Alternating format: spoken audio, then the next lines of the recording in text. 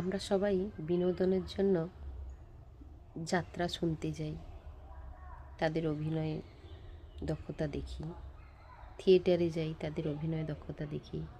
Cinema হলে যাই cinema দেখার জন্য, গান শুনতে যাই মন ভালো রাখার জন্য।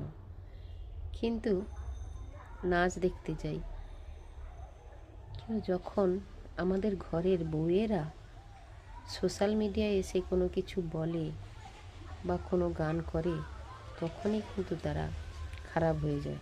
তখন সেই সব ঘরের লোকেরা যারা এই সব অনুষ্ঠান দেখতে ভালোবাসে, তারাই বিভিন্ন মন্তব্য করে থাকেন। নিজের বউয়েরা করলে, বাড়ির বউয়েরা করলেই সমস্যা। আর যখন আপনারা অন্যের বাড়ির বউয়ের অভিনয়টা দেখছেন, তখন আপনাদের কোনো সমস্যা হচ্ছে না, তখন কিন্তু আপনাদের ভালো লাগছে। শুধু নিজের বাড়ির বউ বলেই সেটা আপনাদের সম্মানে আঘাত হচ্ছে। অন্যের বাড়ির বউ কি বউ নয়? প্রত্যেকেরই নিজের এখতিয়ার রেখে কাজ করা উচিত।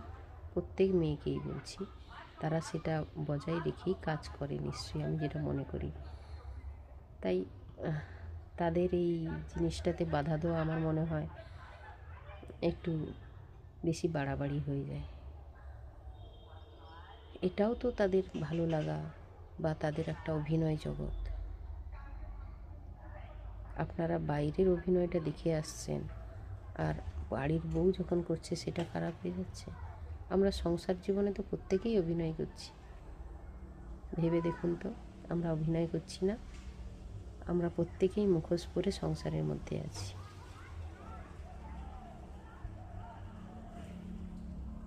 তাই প্রত্যেককে সম্মান দিন, গুরুত্ব দিন।